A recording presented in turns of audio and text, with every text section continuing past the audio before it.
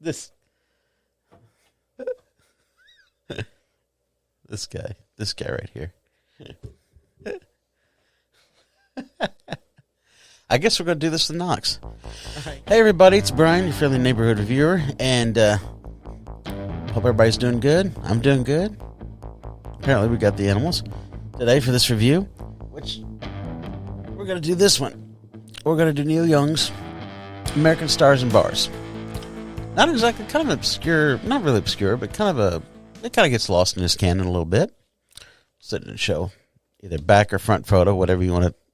It's one of those two-faced ones you can use either way. It doesn't really have a credits or anything on it. But Dean Stockwell, it was, designed the cover for this. I have no idea what it means, but hey, there you go. And then it's got the inner sleeve too. No lyrics to it, but it does have everyone who played on it. This is a very unusual album because it's almost like a compilation album of all kinds of tracks beginning from 1974. This is released in 1977. So we've got a good 3 years, 2.5 years of tracks that spanned a couple of different albums and a couple albums that weren't released, especially Homegrown, which was just recently released for the Neil Young Archive series that he's doing. But it's divided into two sides, basically. The first side's more of the country rock stuff, and the second side's more of the rock stuff, but kind of, sort of. The second side features Crazy Horse, of course, with his backup band that he's been with for, since his second album, originally called the Rockets, of course. But, so, yeah, there you go, Dean Stockwell and all that, designed the cover and all that. Kind of cool. And, of course, it's Reprise, so everybody knows that Reprise label, basic 70s label, kind of that. But, this album, well, let's go back a little bit. At the time, he was in a relationship with the actress Carrie Snodgrass. She had been in a movie called Diary of a Mad Housewife. He had wrote A Man Needs a Maid for her from the Harvest album. So after their relationship fell apart,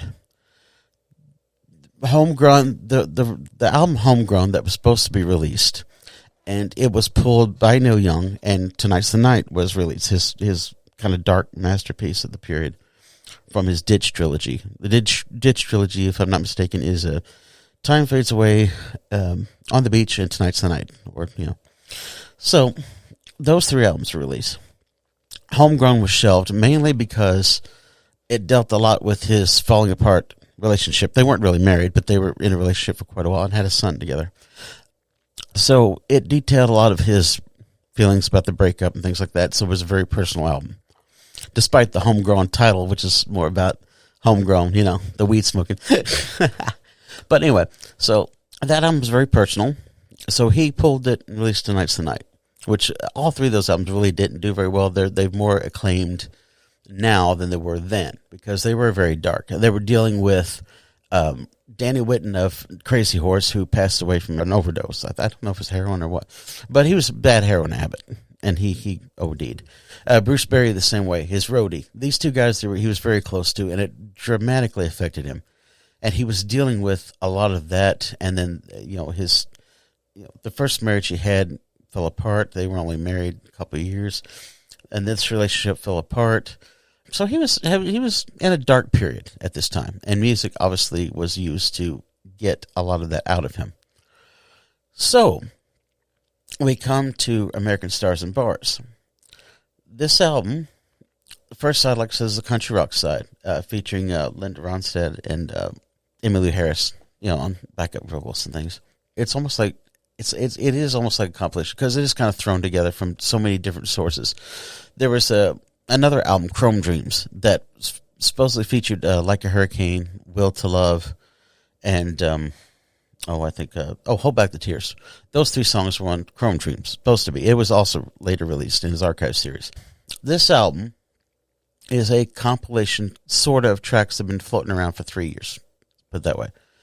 So, taken all together, we'll just go through the tracks, okay? First one is Old Country Waltz, which is a good, solid country Neil Young number. Very well done, very understated. I know when I mentioned CCR, Creedence's album, Mardi Gras, the first track on that album, Looking for a Reason, which John Fogerty sings, This is the track really from Neil Young that actually reminds me a lot of that. It's a very understated country track, but it grows on you very well, and it's a very well constructed song, a very nice song, very good lyrics. I have a problem, and the next song will illustrate this, called "Saddle Up the Palomino." Okay, musically, this album is really good, pretty good. Lyrically, which is unusual for Neil Young, because I love Neil Young's lyrics, and Neil Young is an amazing lyricist. You listen to After the Gold Rush, the whole album. That's an amazing lyrical album. He can do lyrics really well, and he's very poetic and very original in his poetry. He gets his point across. This album is hit and miss in lyrics. A lot of these lyrics are extremely silly. I mean, like I said, Saddle Up the Palomino. If you look at the lyrics and you read the lyrics, and you're like, this is kind of dumb. I mean, it's okay. It's but silly. And then when you get to like Will to Love, which I love, Will to Love, a great song. I love the music on it, but the lyrics are a little weird. I mean, they're a little goofy. You know, thinking about being a fish and you're my fish, all this. It's just really weird. It's like some kind of weird acid flashback, I guess. But Homegrown, the title track, which actually I like the original Homegrown from the Homegrown album. That one I enjoy. This version with Crazy Horse is okay, but it comes off as really trite. And it really does kind of come off, and it's an okay song. But the version you like, the Homegrown, the actual release on his archive series, is actually really better than this version. And I enjoy that one a lot better. I thought, okay, this is pretty cool. But, so anyway, so Saddle Up the Palomino's next, and it signifies a lot that's wrong with the album. It's musically, it's pretty good. It chunks along okay, but the lyrics are silly beyond belief. And then you get two classic Neil Young songs, "Hey Babe" and "Hold Back the Tears." Those are really good lyrics, really good melodies, haunting that he does so well. And these two songs are two of the best songs of the album. And then it finishes up with "Bite the Bullet." Again, musically pretty good, lyrically pretty stupid. It really is a dumb song. Second side begins with, and that's the first side, by the way, those 5 songs. 2 of them are classics. One's really good, and 2 of them are, they're pretty good. They're okay, but the lyrics are dumb. So the second side starts with "Star of Bethlehem," which is a fantastic number and can be interpreted in many different ways. But obviously, because he was going through the relationship with his ex, and that obviously colored what all he wrote at this time. So that is a very good song. Really points out the after effects of a long-term relationship being over. Really, oh man, it's a good song. Then comes "Will to Love," which again, musically is brilliant. I mean, he sings it like right by the fire. You can hear the fire going, kind of like in "Soldier" on the Decade album, or "A Journey to the Past," which originally appeared on there. That song is so atmospheric and so haunting and so cool. I love the sound of that, and I love the music. And then you listen to the lyrics, and it's about Neil dreaming he's a fish and wanting to be with another fish, and we're going to let her fish. And I'm like, what the heck is this crap? But anyway, it's a weird song. It's just Neil Young in a weird mood. So, but it actually, I think it works great. I kind of like it, even though the lyrics are dumb a little bit. Then we come to one of his greatest songs of all time, "Like a Hurricane." 8 minutes of pure just guitar feedback. I mean, he actually makes his guitar sound like a hurricane monsoon. It's so neat how he does that. It is amazing. That song, lyrically and musically, is one of the best songs he's ever done. And then it ends with "Homegrown," which again, like I said, I like the original version of "Homegrown." I wish he'd done that instead of the remake that he did with Crazy Horse at this time.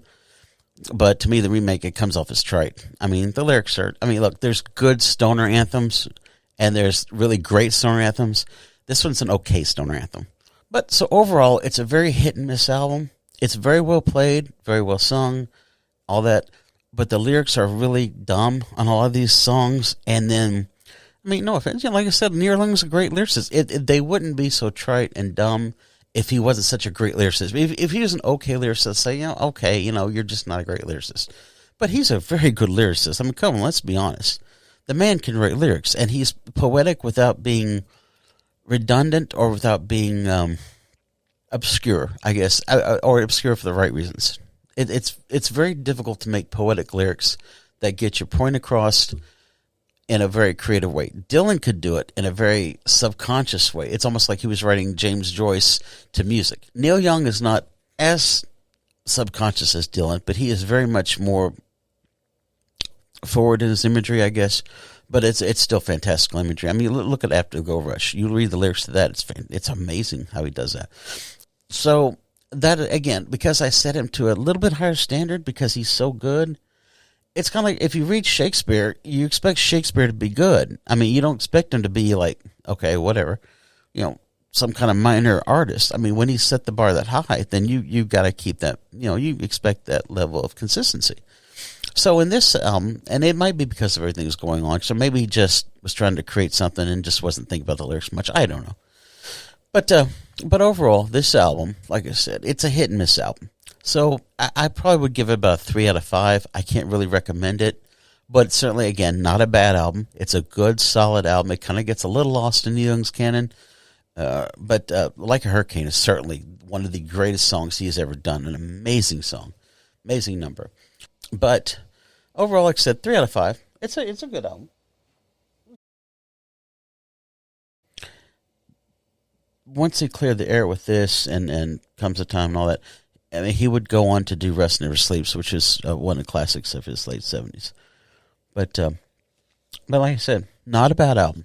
Not probably the best place to start with Neil Young, but if you pick it up, you're not going to go that wrong with it. Let me know what you think of this album. In the comments below. What do you think of Neil Young? I'm not going to get into political stuff because I don't want to get in that. We'll deal with that in the other channel. And which, by the way, my buddy David Darko, if you get a chance, hop on over to his channel, and I'm on it too, as well as our buddy Randy. We talk about politics, culture, bizarre crap, all that stuff going on. But we have a lot of fun with it. A lot of humor, sense of humor. We need that nowadays. Freedom under attack and all that. But anyway, I hope you enjoyed the review.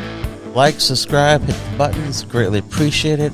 Thank you guys so much. I do enjoy doing this. I hope you enjoy listening. Greatly appreciate it, guys. Have an awesome day. Be good to each other. Love each other.